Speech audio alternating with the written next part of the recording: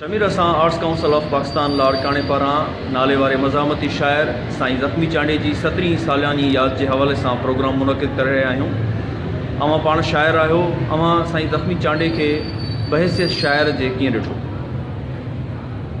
साईं ज़ख़्मी चांडीअ सां पंहिंजूं खोड़ सारियूं मुलाक़ातूं हुयूं ऐं शाइर हुअण जे नाते सां हू हिकु तमामु पुख़्तो ऐं सुहिणो शाइर हुओ ऐं हुन जी शाइरीअ खां अलावा जेका शख़्सी पंहिंजो माण्हुनि सां मेल जोल हुई उहा ॾाढी मोहींदड़ हूंदी। हर दोस्त खे, हर माण्हू खे पंहिंजो दोस्त सम्झंदो हुयो ऐं हुन सां वॾो भाकुर पाए पंहिंजाइप मां हुन सां मुखातिबु थींदो हुओ, हुन सां हिकिड़ो तालुक़ु जोड़ींदो हुयो ऐं उहो तालुक़ु अहिड़ो हिकु ॿिनि मुलाक़ातुनि में जुड़ी वेंदो हुयो जो माण्हू खे महसूसु थींदो हो त हीउ पुराणो वाक़िफ़ु आहे, हिन सां घणी असांजी विझड़ाई रही आहे।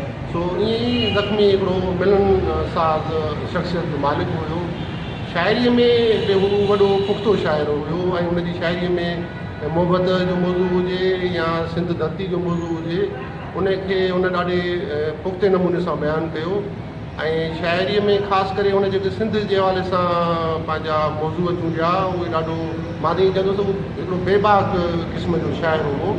खोड़ उहे मौज़ू हुन शाइरीअ में बणाया जेके आमतौर ते ॿिया शाइर हुनखे न लिखी या न बयानु करे सघंदा आहिनि, पर हुन ॾाढे सुहिणे पुख़्ते नमूने सां हुननि खे बयानु कयो।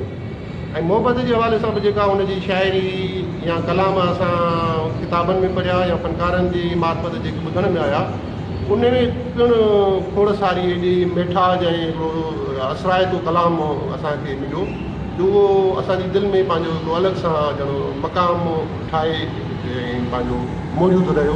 उहे खोड़ सारियूं सुठियूं, खोड़ सारा अहिड़ा कलाम जेके असां मुख़्तलिफ़ वक़्तनि ते झुंगारींदा आहियूं ऐं उहे असां खां विसरी नथा सघनि। ईअं ई ज़ख़्मी चांडे जी शख़्सियत बि असां कॾहिं न विसारे सघंदासीं जेतिरो हुन वञा असांखे प्यार ऐं पंहिंजाइप मिली ऐं शाइरी त हुनजी लाज़वाली आहे। जेसि ताईं अॼु उहो असां सां थोरे जो जिस्मानी तौर ते गॾु न आहे, पर शाइरी जे मार्फत उहो असां सदाईं साण आहे।